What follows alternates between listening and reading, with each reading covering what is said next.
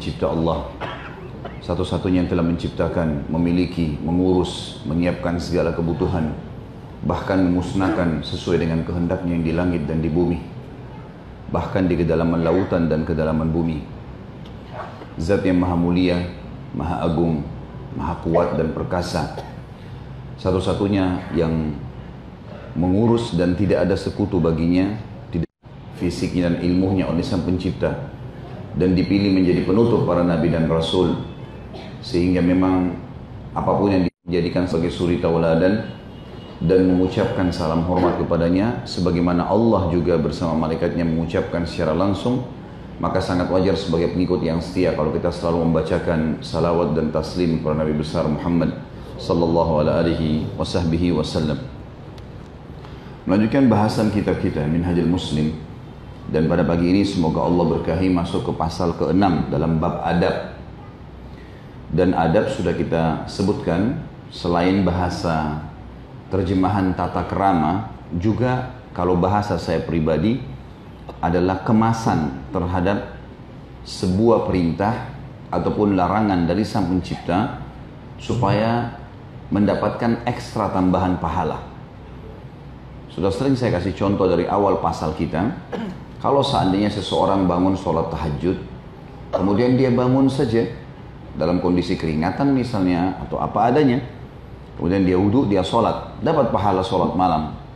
Tapi dia bisa dapat pahala ekstra. Caranya, dia bangun, mandi dulu, pakai baju yang bersih, sejadahnya dibubuhi dengan minyak wangi, dia minum teh hangat, supaya dia lebih siap. Ini namanya adab. Mengemas ibadah yang sudah ada perintahnya, itu ada ekstra pahala. Seseorang mau sedekah, dia begitu ada fakir miskin mengeluarkan apa saja yang ada di kantongnya, sedekah umum. Tapi dia bisa dapat pahala ekstra. Sebelum keluar dari rumah dia sudah sisipkan di kantong sebelah kanan saya ini untuk sedekah. Dicarilah uang yang terbaik, yang paling bersih kertasnya, yang paling tinggi kualitasnya, ya, yang paling tinggi juga nilainya, disendirikan. Ini namanya adabnya. Sehingga dia kalau ketemu fakir miskin, dia sudah tahu. Dia meraba kantong kanannya, misalnya ini untuk fakir miskin. Itu kemasan adab. Ini pahala ekstra. Sedekahnya pahala, adabnya juga tadi pahala. Begitu juga semuanya. Membaca Al-Quran, ya. Baik itu kita memilih tempat lokasi yang nyaman, kondisi fisik yang nyaman, cuaca yang nyaman, semua itu sama kemasan. Ada orang bangun masjid, bangun saja begitu. Ya sudahlah, yang penting saya sudah punya rumah di surga. Mau masjid itu layak pakai, nggak layak pakai, atau bangunannya kuat atau tidak, ya sudah. Beda dengan orang yang memang betul-betul mengemas. Ya.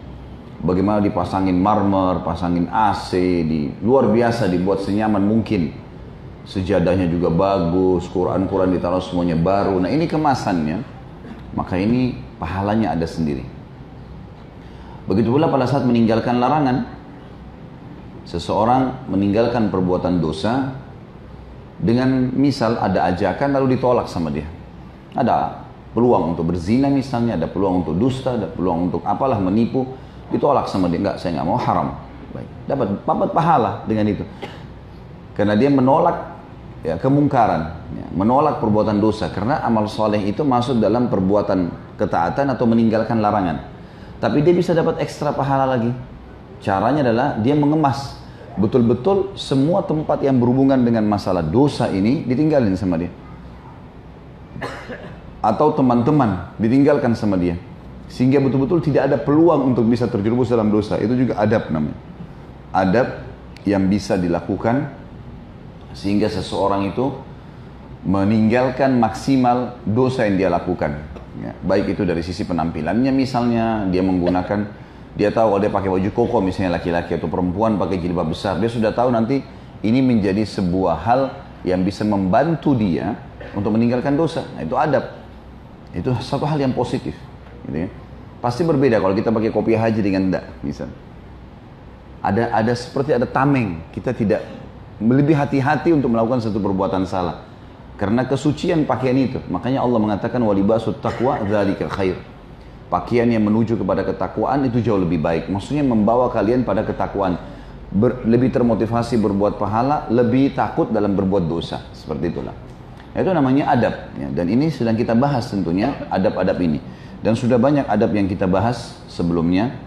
Adab kepada Allah, adab kepada Al-Quran, adab kepada beberapa banyak yang sudah kita bahas. Dan pada hari ini kita akan bahas insya Allah adab terhadap sesama makhluk. Dan poin pertamanya adalah adab terhadap kedua orang tua. Kalau ada orang dalam masalah adab kepada orang tua ini, pada saat orang tuanya minta tolong dipenuhi sama dia. Nak, ambilin minum, ambilin makan, temani ayah, temani ibu, dipenuhi sama dia. Bagus, bakti sama orang tua. Tapi pertanyaannya, bisa nggak dapat ekstra pahala? Bisa. Gimana caranya? Sebelum mereka minta tolong, kita sudah melakukan ini. Tanpa diminta tolongi. Misal sebelum minta teh, sebelum minta kopi, kita tahu kebiasaan. Anak yang berbakti, anak yang tahu apa yang merupakan makanan, pakaian, minuman, kebiasaan, ya, tempat duduk yang disukai oleh orang tuanya.